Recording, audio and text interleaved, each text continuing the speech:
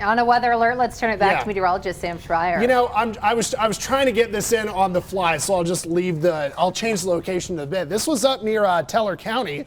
From our news director, this is at Hazel Woods, we'll call his house, as he likes to joke. But this is a little north of Florissant, and there's some pretty good snow up a little higher into parts of Teller County. We knew snow was going to accumulate here. Woodland Park has had some accumulation, but if you're up higher than Woodland Park, your forested area may look like this. You know, maybe that's about a ½ inch on his railing there. So, Ryan, if you're still watching and not getting coffee or breakfast, thanks for the photo, but go back to bed. It's too early. It's estimated rain outside. We've got about a ½ inch in Colorado Springs estimated. Pueblo radar estimated of about a ¼ of an inch, and definitely more in the Denver metro area, 1.5. But while Pueblo hasn't had as much, again, citywide, about a ¼ of an inch of rain, it's been better in Colorado Springs from I-25 and then eastern El Paso County in particular, anywhere estimations of about a ½ inch to 1.25 inches.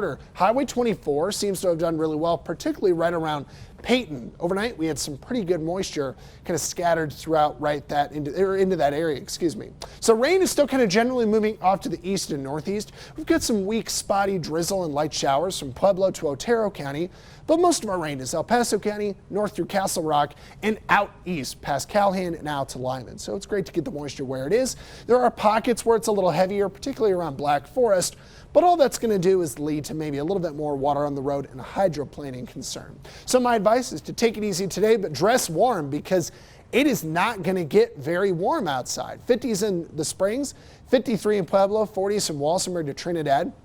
Tonight, we'll be down in the 40s outside with some 30s out west over our mountains and valleys. So I know it's a chilly day today, but for those of you gardeners, you don't have to worry about that freezing effect. Now in Colorado Springs, we will have a couple more chances of rain. Thursday and Friday, we've got some storms coming on in to the forecast. Then we're in the 80s out through Saturday and Sunday.